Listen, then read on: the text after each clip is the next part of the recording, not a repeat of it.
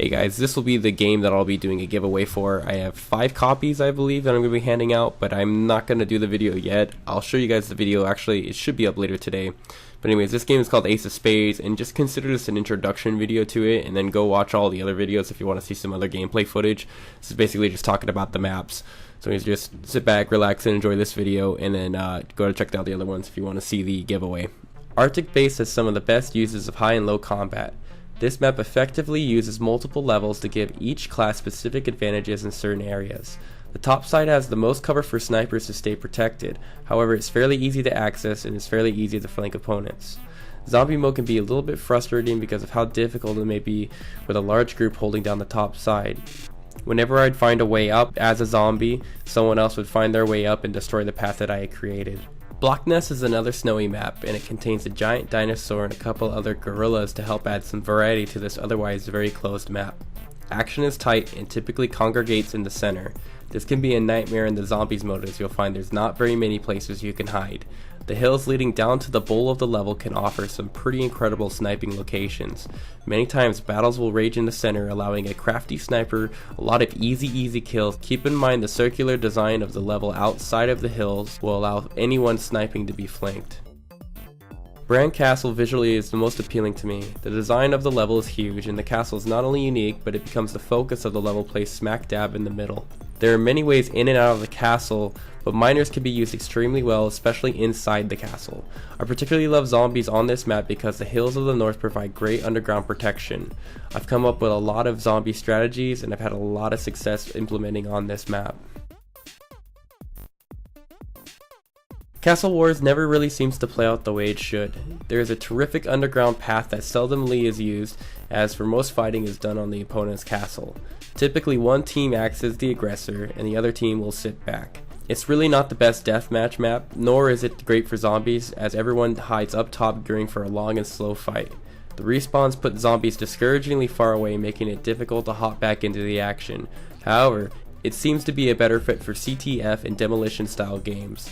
I'll also say if two teams are being very aggressive in a TDM, this map plays much more fluid and can actually be fun if the conditions meet. Double Dragon might be my favorite map. There's so many ways to play it, and I catch myself learning something new each time it's selected. It's a terrific zombies map as well. Eventually I'll post a gameplay of what I like doing on it, but it offers much more than what meets the eye, as burrowing underneath can provide immensely confusing terrain for zombies to shuffle through. A lot of people may not realize this, but being the miner class and using a shotgun is probably the most effective strategy I've seen during TDM and zombies. Like I said, I'll get into the specifics later, but if you couldn't wait for the pro tip, go test that class setup on this map and tell me how well it works out for you.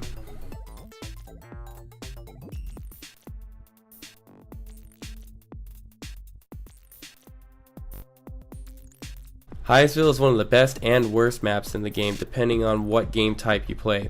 CTF is wild, as it seems to be the best map/game type combination when it comes to teamwork in the game. If you get bored of zombies or deathmatch, jump into a CTF on Highsville and you'll be rejuvenated with a new fresh feeling. However, if you want true frustration, just pop into this map and get picked to be a zombie.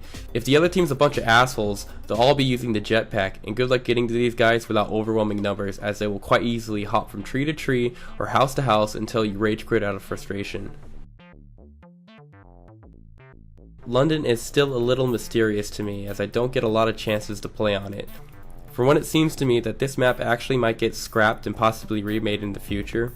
There seems to be more room that it needs to expand into. And what I mean by that is I found myself easily rushing into the other team's spawn and racking up large kill streaks. To me, it's just not quite polished, and there are some balancing issues. Zombies will be spent with people hiding up top of the clock tower or on the bridge, as there are not many other ways of avoiding them. Now that doesn't mean you're going to have fun with this map, but if you come away from it and you feel a little let down with the experience despite how cool it looks, don't worry, you weren't the only one.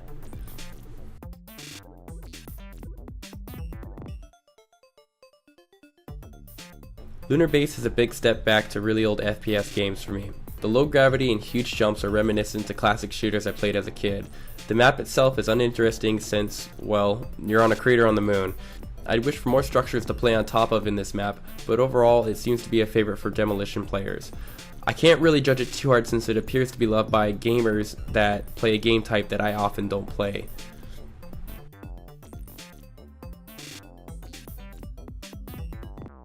Mayan Jungle is a top-notch map as it has elements perfect for all classes. It seems like these maps that really nail it are the ones that have a little of everything for all types of players. It's an extraordinary zombies map as well. Deathmatch can be really addicting and fast-paced even for a gigantic map. Trust me, you'll be excited every time you load into it. Even though there's a lot of green on the map, you don't see a lot of Ace of Spades as colorful and bright as this, so when you're playing it you can't help but enjoy the way this map was constructed.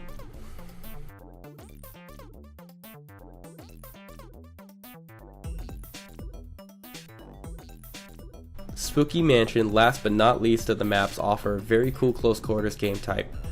I don't quite like being on the team that spawns outside of the wall. It takes a little too much to penetrate into the map, but it is an advantage as the other team tightly spawns inside of the mansion and seems surrounded the entirety of the game. Zombies can be very difficult. Many will bunker inside the mansion towards the top, but I've also discovered other ways of making it through this otherwise difficult map.